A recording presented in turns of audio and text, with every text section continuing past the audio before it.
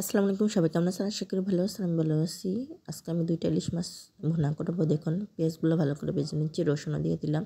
ইঞ্জেকশনাল চুলায় যদি রান্না করতে যাই একটু পুড়ে যায়, পানি দিয়ে দিলাম। তারপরে হলুদের গুঁড়ো পরিমাণ মতো দিয়ে দিবেন, আমিও দিচ্ছি। মরিচের গুঁড়ো দিয়ে দিলাম, যা মশলা আছে, লবণ, এক এক করে সমস্ত মশলা দিয়ে ভালো করে কষিয়ে নিব। ভালো করে কষানো হয়ে গেলে এই তো মাছগুলো ঢেলে দিলাম।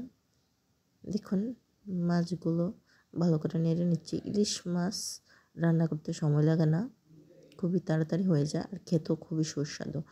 বাঙালির প্রিয় খাবার। আর আমরা যেহেতু চাঁদপুরের, ইলিশের বাড়ি, আমাদের বাড়ি হচ্ছে চাঁদপুর, বুঝছেন? ইলিশের বাড়ি চাঁদপুর। এই তো দেখুন, মাছগুলো ভালো করে কষিয়ে নিয়ে পরিমাণ মতো পানি দিয়ে দেব।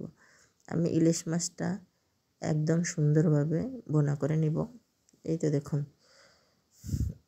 এই তো আমার মাছটা হচ্ছে ভালো করে ফুটছে। দেখুন, পানিগুলো ভালো করে বলক চলে আসছে। এই তো এইভাবে খুব নরমালে মাছ রান্না করতেছি, তেমন মশলা লাগে না ইলিশ মাছে। এটা খেতেও খুবই ভালো লাগে। আপনারা এভাবে বাসায় একদিন ট্রাই করে দেখবেন, খুবই ভালো লাগবে।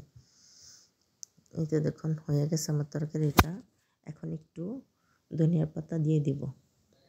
এই তো দেখুন, আমার আবার ধনিয়া পাতা না দিলে ভালো লাগে না। আপনারা মন চাইলে খাবেন, না মন চাইলে নাও খেতে পারেন। আমার কাছে ভালো লাগলে আমি দিচ্ছি। সবাই ভালো থাকবেন। আল্লাহ হাফেজ।